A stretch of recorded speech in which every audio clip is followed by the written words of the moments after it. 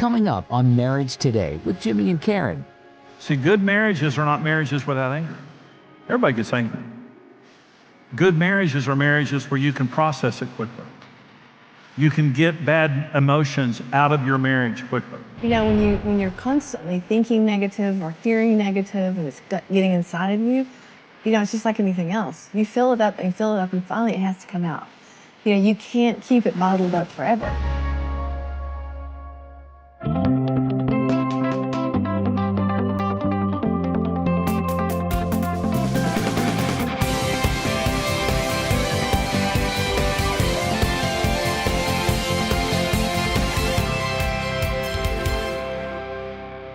This is called the habits of emotionally healthy marriage because habits, disciplines, and traditions are everything in marriage. Your habits will predict your future.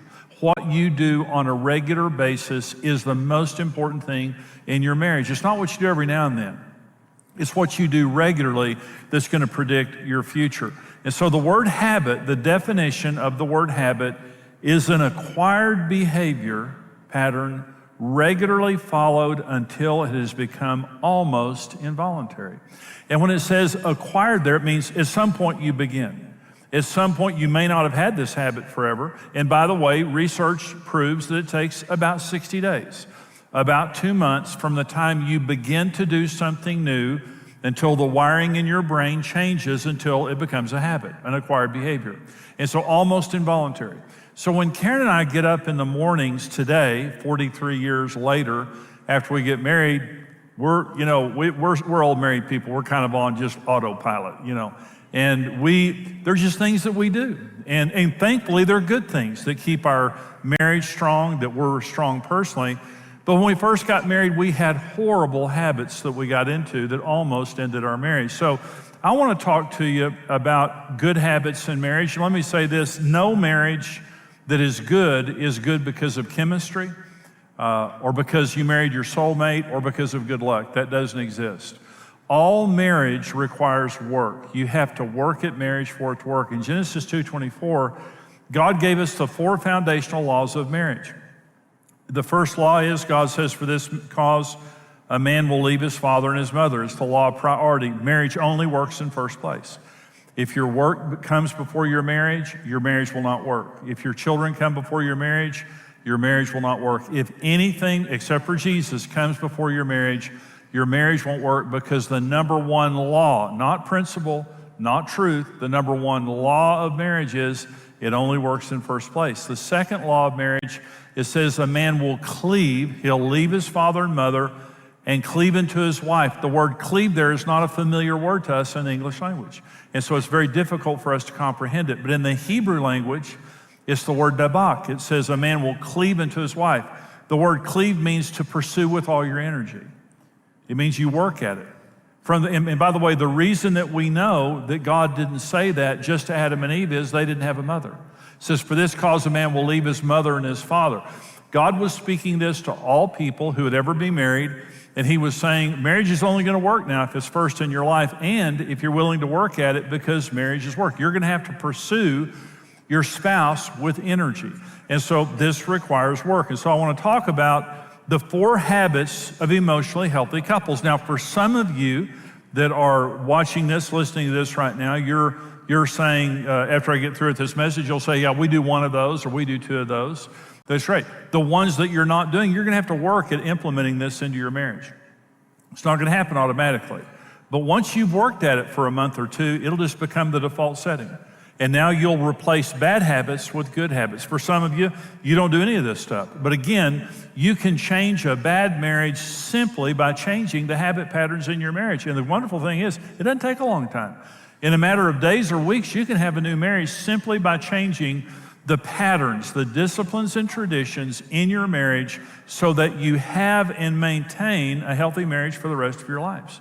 So let me talk about the 4 habits of emotionally healthy couples. Number 1 is praying together and trusting God. Now, this is one that came very difficult for us as a couple.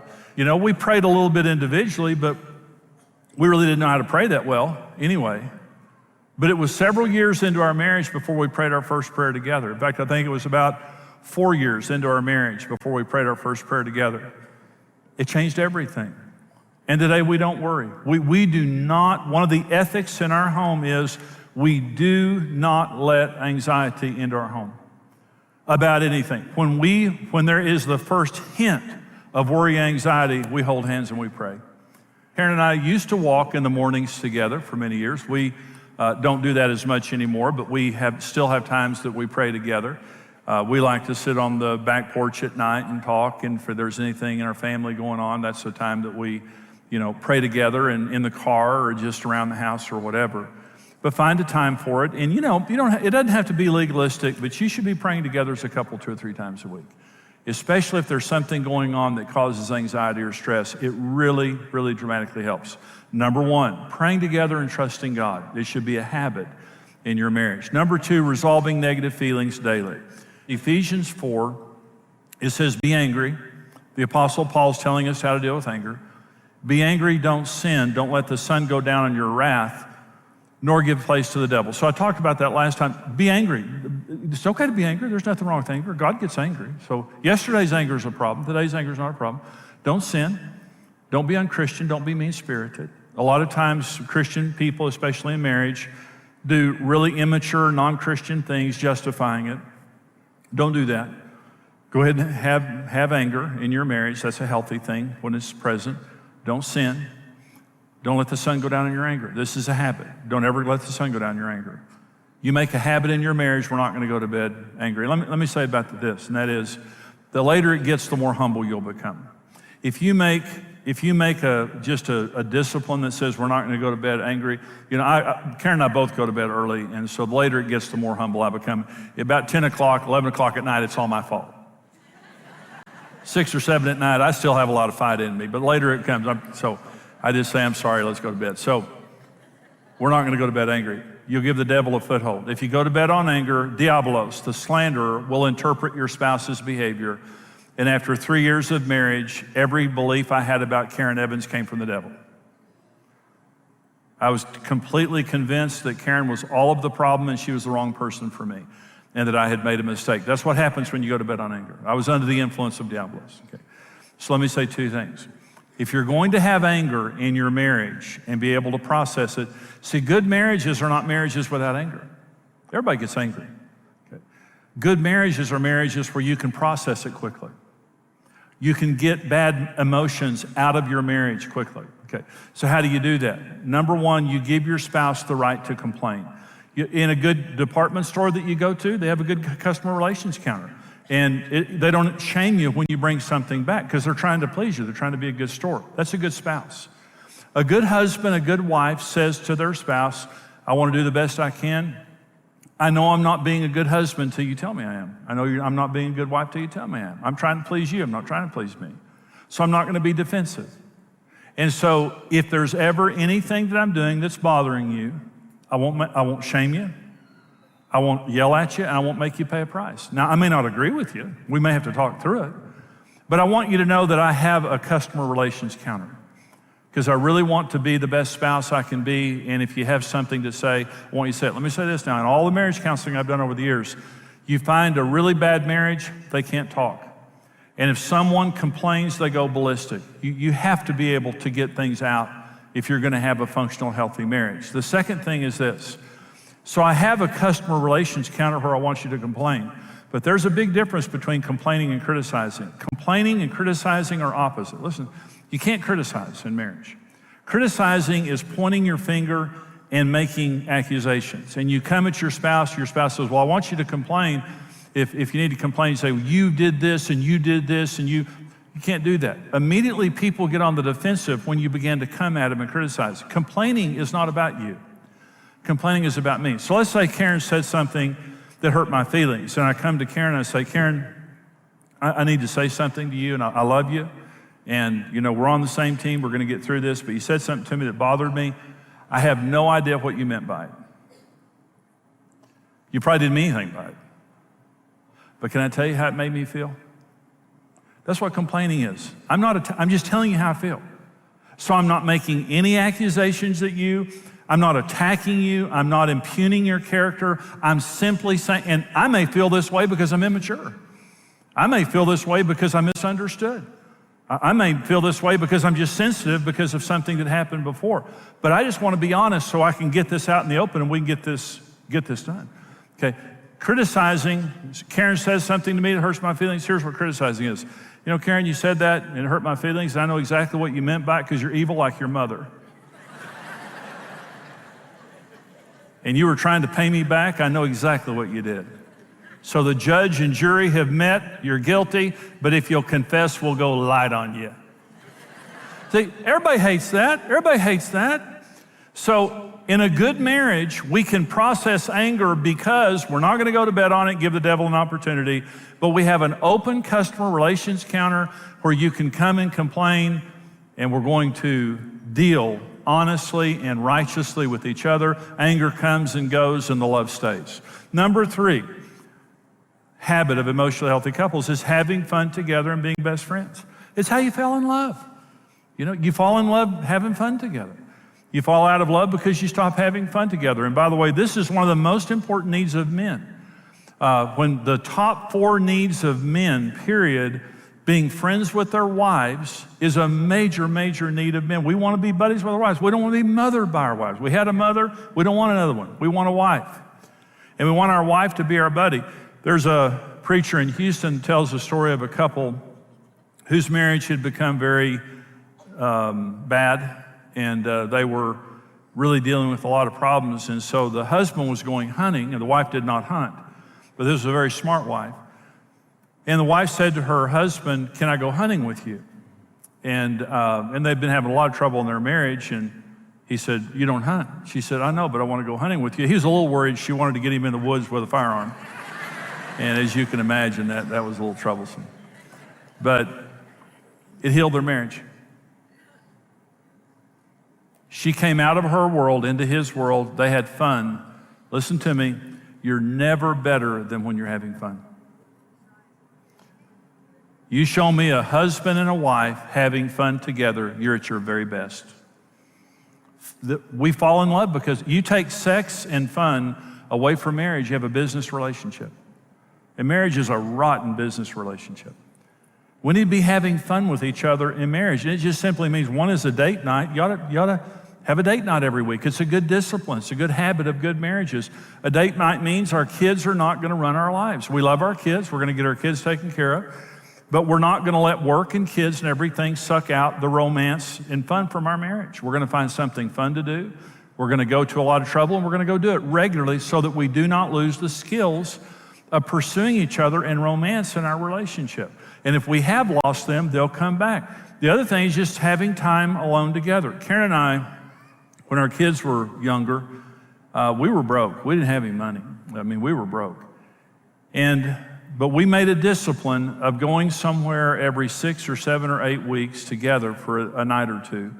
We would get my family or somebody to take care of our kids. And we went to Pampa, we went to Lubbock, we went to Oklahoma City. We would drive. We would scrape together as much money we had to buy a cheap motel room for a night or two. And we would take our food with us because we couldn't afford to eat out. And we would just go in many times into a motel room, shut the door, and stay there for 2 days. And we came out, and I'm telling you, we were refueled for another 6 to 8 weeks. Karen and I have fun together. And so having fun together and protecting that is important. Number 4, this is the last one.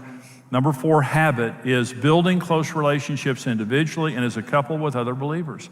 This is 1 Corinthians 15:33. Do not be deceived. Evil company corrupts good habits. Your friends are your future. Remember here it says evil company corrupts good habits. If you raise children with good morals and put around bad kids, those bad kids will corrupt your kids. If you have good beliefs and you put yourself, your close friends or unbelievers, people who don't value God, they don't value their marriage, you're going to end up like your friends. And it says, if you don't believe that, you're deceived. And so Hebrews 10 says, let us consider one another in order to stir up love and good works, not forsaking the assembling of ourselves together as is the manner of some, but exhorting one another, and so much more as you see the day approaching. And the word day there is capital D. It means the coming of Jesus. It means as the coming of Jesus draws near, the world is going to be so evil, we need to get together with other believers more than ever before. And I'm saying to you, this is the most evil time in the history of the world. If there's ever been a time when we need to pursue and build relationships with other believers, it is right now. On Friday afternoon, 2 days ago, Karen and I had lunch with Tom and Jan Lane. Tom was a pastor here for many years. We came on staff together. Tom walked up to me one day in church and said, "Would you and Karen go out to eat pizza with Jan and me?" We didn't know anybody in the church. I mean, they were the first couple that we knew. And we went to eat pizza with them after church, and we got to know them. Let me say this now, I was struggling. There were things in my life as a Christian that I was struggling with at that time. I was 25 years old. And we came to Trinity. I felt like the most unspiritual person in this church. And Tom and Jan's relationship was just absolutely critical in that time in our lives of helping us to mature as believers. And I thank God that we met them and became close to them rather than someone with a compromised faith and a compromised marriage. And I'm saying to you, your friends are your future, and you can love everybody, whether they're wherever they are in their walk with Christ. But your closest relationships need to be with strong believers. And the very best place to meet strong believers is in church, is in a life group, and like that. But when you look at couples who are chronically healthy, they're people of prayer and people of faith. They don't let anxiety build up in their relationship. They have the ability to resolve negative feelings and get the anger out of the way so they can keep the love there. They're friends. They enjoy being with each other, and they value their relationship and prioritize their time together and don't let anything get in the way of it.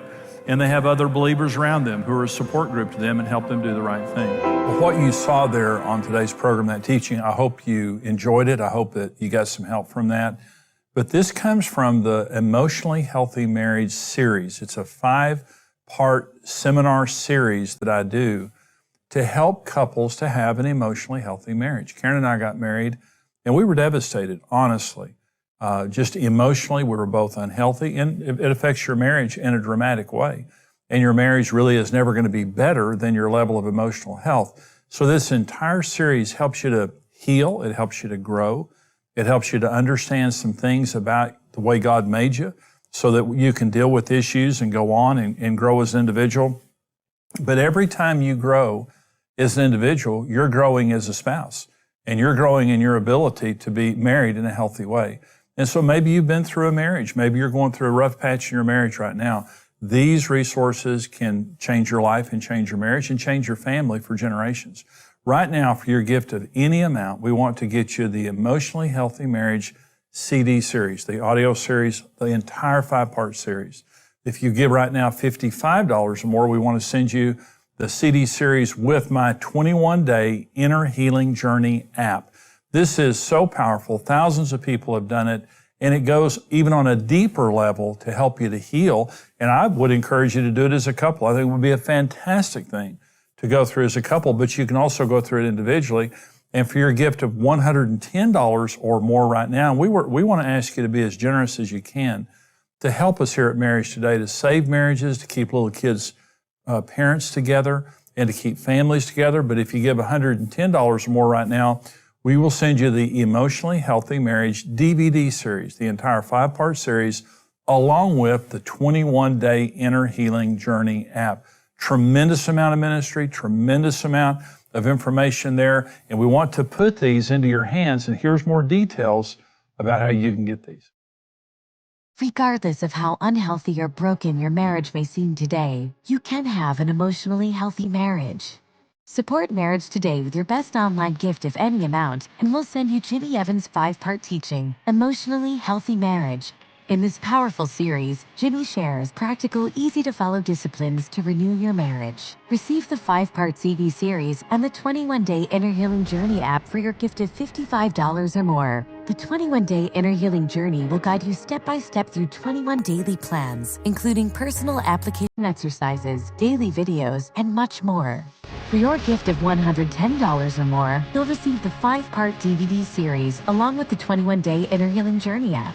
In a matter of days or weeks, you can have a new marriage simply by changing the patterns, the disciplines and traditions in your marriage so that you have and maintain a healthy marriage for the rest of your life. Experience emotionally healthy marriage today.